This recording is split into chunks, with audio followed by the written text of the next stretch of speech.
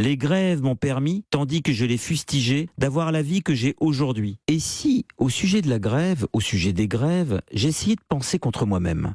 Je ne parle pas du sujet de la grève, je veux dire de la cause de la grève, de son motif, retraite, nouvelles réformes, etc. Mais bel et bien de la grève en elle-même. Les syndicats bloquent le pays, d'accord, ou sont accusés de le faire.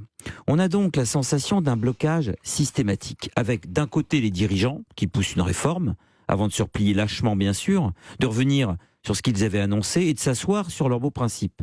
Et de l'autre, dans l'autre camp, une foule avinée de gens mécontents, appelés travailleurs, qui pour le plaisir de raviver les émeutes de 1793, trouvent aberrant qu'on touche à quoi que ce soit attenant à leur privilège. J'ai mis des guillemets à privilège. Mais bien sûr que ces brutes m'agacent, bien sûr que ces ploucs me tapent sur les nerfs. Et oui, cette populace en émeute, fonctionnaire du coup de gueule et brandissant fourches et slogans, ne mérite pas mon apitoiement. Je vais très loin, je vais très loin. J'assume ces propos. Sauf que cette masse, cette population colérique ou coléreuse, ces visages renfrognés qui gueulent, accomplissent un certain rôle à ma place.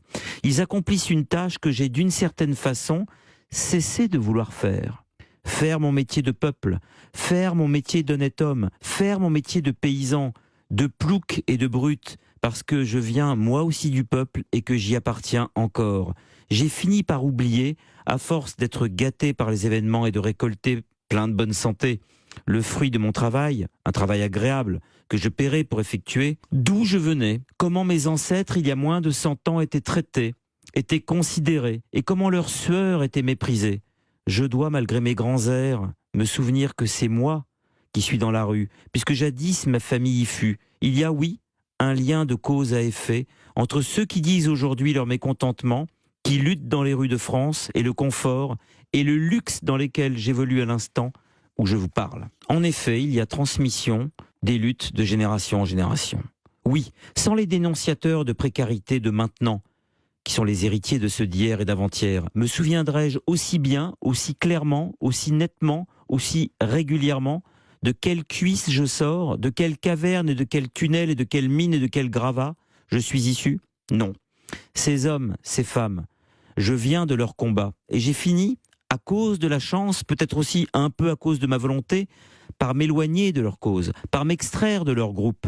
Les grèves ont permis les réformes, car la France, comme le dit Thomas Porcher dans un excellent dictionnaire, est réformable. La France n'a jamais cessé de se réformer. Les grèves m'ont permis, tandis que je les fustigeais, d'avoir la vie que j'ai aujourd'hui. Lorsque la CGT de 2023 m'énerve, que la CFDT de 2023 m'exaspère, que les forces ouvrières de 2023 me cassent le moral, je veux me rappeler que ce que je possède avant de le devoir à moi-même, à ce qu'on appelle, paraît-il, le mérite, je le dois à eux, à ces lutteurs, et à la manière si vitale dont ils savent se montrer insupportables. Oubliez, voilà l'erreur. C'est moi la brute, les amis. C'est moi le plouc, camarades. Continuez le combat.